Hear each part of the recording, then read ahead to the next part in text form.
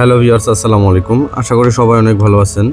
আমি এখন বর্তমানে আছি সিরাজগঞ্জ জেলার শাহজাদপুর থানার রবীন্দ্র কাছারি বাড়িতে। এই রবীন্দ্র কাছারি বাড়িতে ঢুকতে হলে আপনাকে 30 টাকার টিকিট কাটতে হবে। সাথে যদি আপনার বাইক থাকে তাহলে বাইকের অবশ্যই পার্কিং ফি দিতে হবে। আমরা সিরাজগঞ্জ শহর, বেলকুচি এবং এনায়েতপুর ঘুরে এসে তারপর শাহজাদপুরে এসেছি।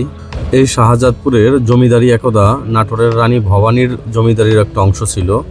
1840 সালে শাহজাদপুরের জমিদারি নিলামে ওঠে এবং কবি রবীন্দ্রনাথ ঠাকুরের পিতামহ প্রিন্স দ্বারকনাথ ঠাকুর মাত্র 13 টাকা 10 আনায় এই জমিদারিটি কিনে নেয়। জমিদারি হস্তান্তরের সাথে সাথে ধারণা করা হয় এই কাছারি বাড়িটিও হস্তান্তর করা হয়েছিল। এর আগে এই বাড়িটির মালিক ছিল নীলকর সাহেবরা।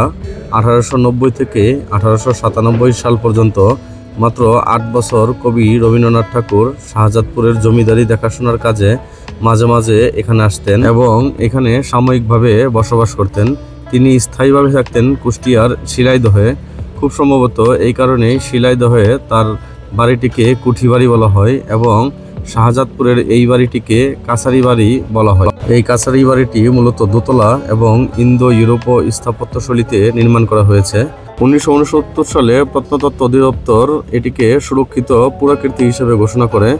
বর্তমানে আমরা যে বিল্ডিংটাকে দেখে আসলাম সেটাকে একটি জাদুঘর হিসেবে ব্যবহার করা হচ্ছে।